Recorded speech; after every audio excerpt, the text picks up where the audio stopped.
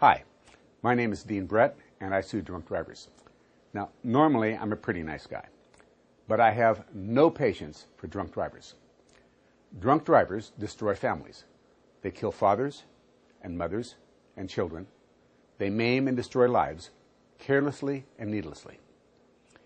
If you're watching this video, you probably understand how I feel about drunk drivers and why I am dedicated to decreasing the number of drunk drivers by making them pay for the damages they cause. Drunk drivers are irresponsible. That's why they drink and drive. But they also tend to have no insurance, no money, and no assets to help pay for the medical bills and shattered lives they cause. Collecting damages from a drunk driver is a challenge. Fortunately, I like a challenge. I sue drunk drivers and those who enable them.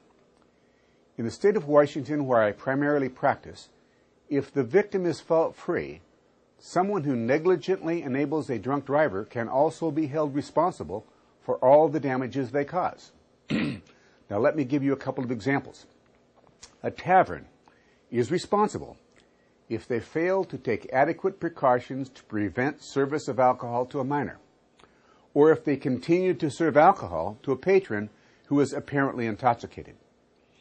The Washington State Supreme Court recently upheld a $14 million award to a family slammed into by a drunk driver against the drinking establishment which had let their bartender keep serving alcohol to her apparently intoxicated boyfriend.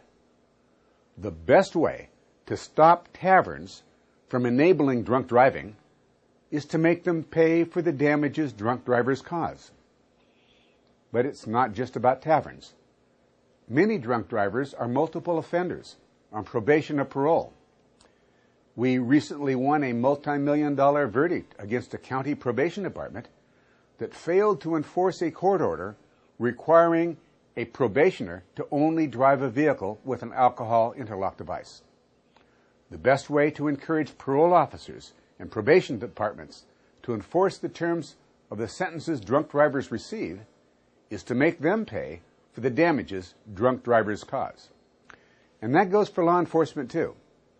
We recently won a $5.5 million verdict against a police officer who had arrested a drunk driver, then instead of locking her up or impounding her car, he drove her home, gave her back her keys, and told her not to drive again until she sobered up.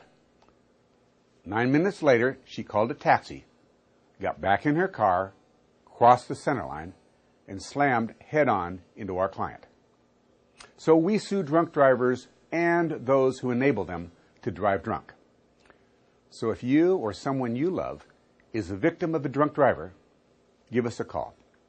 We will provide a free evaluation of your situation and let you know what you can do to make drunk drivers and those enable them pay for the damages they cause.